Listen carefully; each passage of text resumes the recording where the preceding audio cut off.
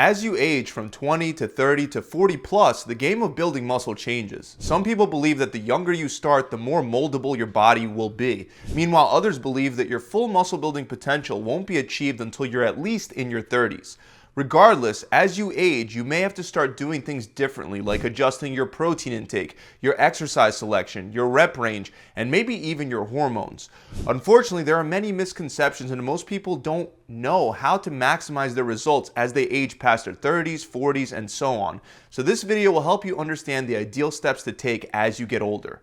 First, let me start by saying that you can definitely gain and maintain muscle well after your 30s. Sarcopenia is a term that refers to age-related muscle weakening. While muscle loss was often thought to begin in your 30s, research shows that most people only start losing lean muscle mass around age 50 at a rate of around 0.4 or about half a pound per year. But this doesn't mean that you'll necessarily lose muscle as you age, because much of that muscle loss is a direct result of inactivity and an unhealthy lifestyle rather than aging. Staying lean, active, and eating healthy can delay muscle loss for many years. In fact, we can refer to a study that found that age doesn't significantly impact muscle growth as a result of strength training in individuals with ages from 18 to 39. On top of that, research in high-level older athletes found no significant loss of lean body mass or strength from the age of 40 all the way up to 81 years old. These findings challenge the common belief about inevitable muscle loss as we age, which shows why it's important to maintain an active lifestyle at all ages rather than using your age as an excuse. Something else that most people don't realize is that it's mostly a myth that you'll need more recovery time between your workouts. This is mostly untrue even as you age far past your 30s and 40s. Most people can train just as often as they did before. While our recovery capacity can go down as we age, the decline is much less significant than what most people believe. In fact, some studies show that there's no significant difference between young groups and elderly groups when it comes to recovery capacity at all. For example, research shows that while individuals in their 60s took more time to regain muscle force than individuals in their 20s, the older group actually experienced less muscle soreness. Another study found that individuals over 70 years old recover at a similar rate to those between the ages of 18 and 30 in the 72 hours following a rigorous eccentric training workout. The study found no differences in terms of recovery time for force production, hormone levels, and inflammatory markers. And we can look at other studies that found similar results. For example, a study found that roughly 50-year-old individuals recover as rapidly as those around 20 years old in the 48 hours following a high-volume isokinetic workout. So just because you're getting older doesn't mean you have to train less. Purely from a recovery and performance perspective, you can still get away with training regularly. With that said, one thing that you may have to consider changing to maximize muscle growth as you age is your rep range, especially if your joints start to bother you. Research shows that people over the age of 30 and older individuals who lift weights experience similar muscle growth with both low and high intensity training, or in other words, they can see the same results whether they're using heavy or light weights. However, as you age from 30 to 40 plus, it can potentially be better to focus more on higher rep training compared to lower rep training where you use really heavy weights, and there are multiple reasons for this. One reason is age-related loss of type 2 muscle fibers and motor units. As you age, fast-twitch muscle fibers shrink and over time lose their nerve connections completely. The number of type 2 fibers can drop by 25 to 60%, whereas type 1 fibers experience only a reduction ranging from 0 to 25% as a result of aging. Even though for most people this reduction in type 2 muscle fibers is primarily due to inactivity, aging itself is very likely to cause these changes as well. This is why you become more slow-twitch dominant when you get older. Slow twitch muscle fibers are better at performing higher reps with lower weights and are also trained most effectively in that fashion. The second issue lies in the decline of motor performance that goes hand in hand with aging. As people get older, their nervous system's motor performance weakens. Due to this, your body has a harder time contracting all muscle fibers, and the pace at which you can contract those muscle fibers also becomes slower. In other words, muscle contractile velocity becomes more varied and slower. Aside from that, spinal motor neuron cells may also die as you get older, which is known as apoptosis. Due to all these reasons, you'll gradually become less explosive as you get older. Instead of trying to work against your physiology as you age by doing more low rep heavyweight sets, it can be beneficial to work with your body and incorporate more higher rep training instead, such as shooting for a minimum of 10 reps. Now again, it's important you understand that these factors don't necessarily kick in as soon as you hit 30. They only happen slowly and gradually over time. It's also highly dependent on what you've put your body through in your younger years. So if you spent your 20s doing construction work or another physically demanding job where you might be holding heavy objects in awkward positions over your head, using things like hammers or drills, by doing these things, you may feel pain in your shoulders whenever going heavy on exercises like bench presses or military presses, even in your 30s. Luckily, you can gain just as much muscle by sticking to a lower weight load and working on increasing your rep range. It's not just demanding work that could put you into this position in your 30s or 40s. If you were an athlete playing sports like football when you were younger, your joints may fare better with lighter weights for more reps. Again, this is more so something to keep in mind as you add decades to your life. Even with that said, it doesn't mean you shouldn't lift heavier at all. It's still a good idea to have a couple heavy sets as well with lower reps if you're not experiencing joint issues. But your overall workout trend should go towards higher reps over time.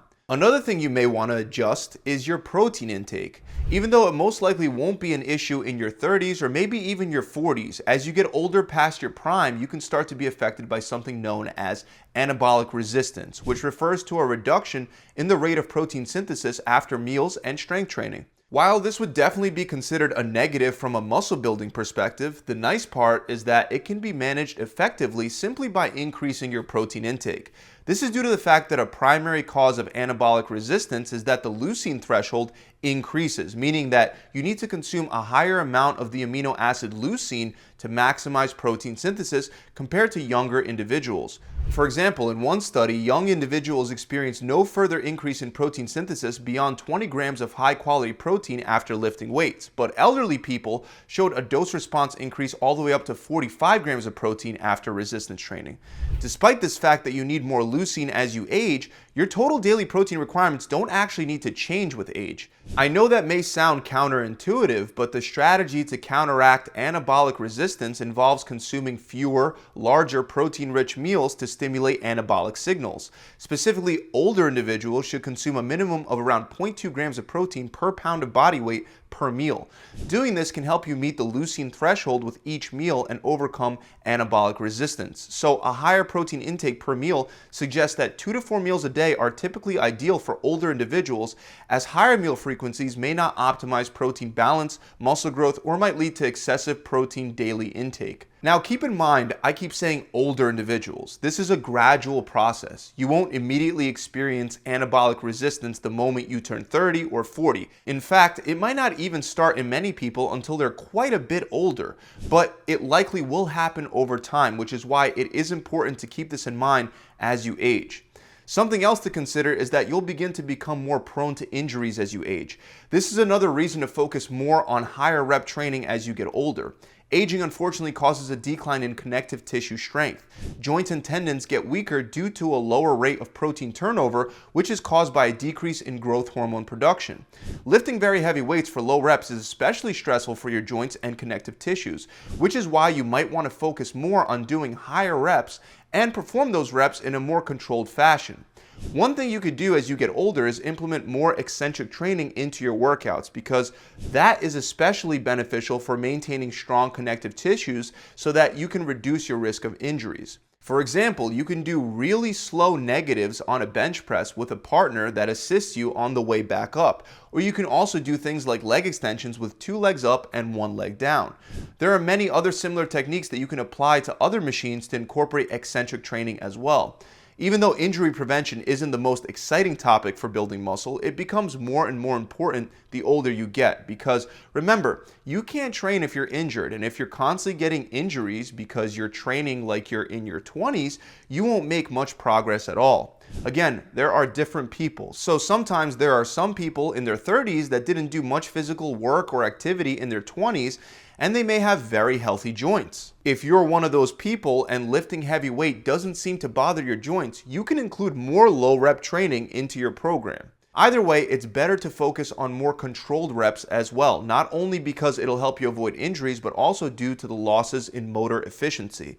Research actually shows that elderly trainees fatigue faster than younger trainees when they do explosive reps, but not when they do moderate or slow reps. So the older you get, the better it is to do most of your sets with a moderate or slow tempo. If, as you age from your 30s to your 40s and beyond, your joints don't bother you, you can work on improving with some form of explosive training so that you can maintain the ability of your body to generate power quickly. But from a muscle building and joint health perspective, focus more of your workout on moderate and slower repetitions. As you get older past your 40s, it might also be beneficial to begin working on doing more training volume than before. Doing more total reps and sets can be beneficial as long as you're not currently suffering from overuse injuries.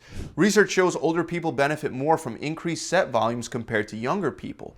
For example, one study found that older people experience a greater increase than younger trainees in protein synthesis and anabolic signaling when doing 6 sets instead of 3 sets per workout per muscle group. On top of that, a meta-analysis discovered that elderly trainees show a positive dose-response relationship to training volume with no evidence of experiencing negative drawbacks at those higher volumes. So just because you're getting older, you shouldn't use that as a reason to train less. If you want to maximize muscle growth, doing more sets actually is the way to go as you age. So that about wraps it up. I really hope you enjoyed this video. If you have, make sure you subscribe to the channel. And if you'd like any extra help with setting up your personal diet plan, a workout plan, along with a recipe book and a coach, head on over to my website where you can get all of this for free just by sticking to the plan that we set out for you for 6 weeks.